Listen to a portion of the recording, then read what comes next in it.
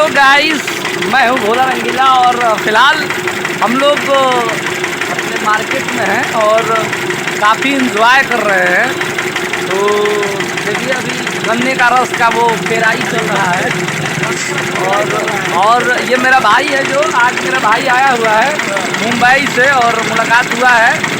ये राहुल भाई बहुत अच्छा म्यूज़िक करता है भाई। और इधर हमारे बड़े भैया हैं, अकेले अकेले पी रहे हैं। ये देखिए, वाह नाइस। देखिए और ये देखिए हमारे भैया जो है बहुत अच्छे से बना रहे हैं और बना कर दे रहे हैं। देखिए क्या बात है। तो जिस किसी भाई को पीना है तो आप लोग आ जाइए, और बहुत प्यारा है भाई।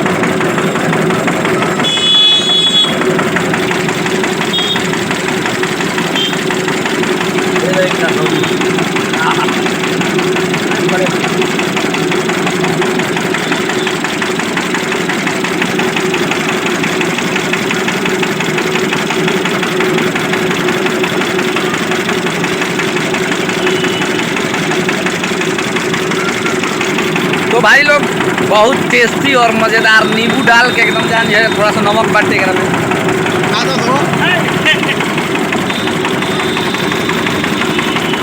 बहुत प्यारा रहे।